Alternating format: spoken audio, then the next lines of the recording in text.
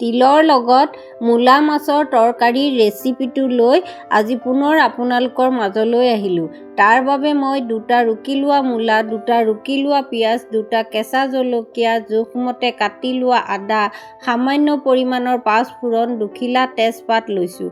অন্যহাতে আনখন থালত আধা ভজা কৰি লোৱা কেইটুকুৰামান মাছ, কেইফুটামান নহৰু, 1 চামুচ চফ, জোখমতে খুন্দি লোৱা তিল আৰু কেইডালমান ধনিয়া লৈছোঁ।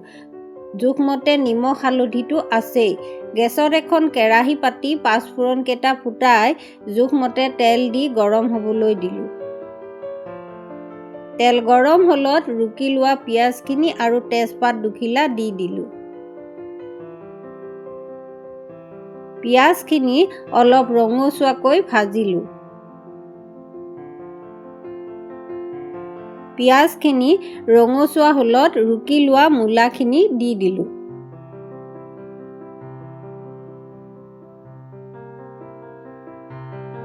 জোখমতে হালধি আৰু নিমখখিনি দিলোঁ।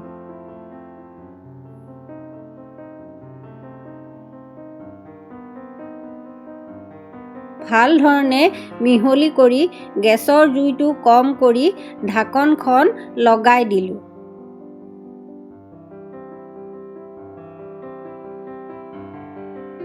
অন্যহাতে আনটো বাৰ্ণাৰত এখন পেন পাতি নহৰু, চফ, 2টা শুকান জলকীয়া, 2টা কেঁচা জলকীয়া আৰু আদা কেইটুকুৰা দি ভাজিলোঁ। পুৰা গোন্ধটো অহাত এখন থালত কাঢ়ি ঠাণ্ডা হ'লত ধনিয়া কেইডালৰ লগত খুন্দি এটা তিলৰ লগত পেষ্ট বনাই ল'লোঁ।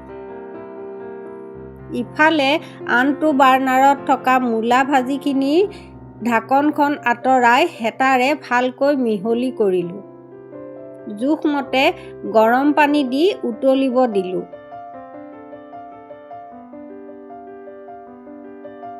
ঢাকনখন লগাই দিলোঁ।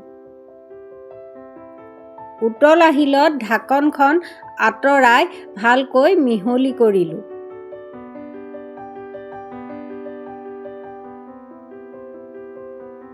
তিলৰ মিশ্ৰণখিনি দি মিহলি কৰি থাকিলোঁ।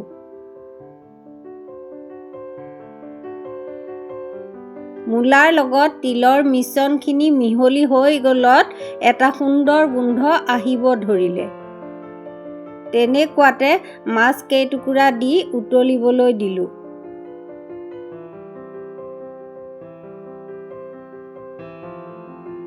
উতল আহিলত ঢাকনখন লগাই দিলোঁ।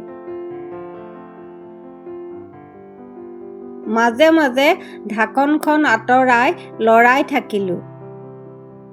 লাহে লাহে মিশ্ৰণখিনি ডাঠ হৈ আহিবলৈ ধৰিলে।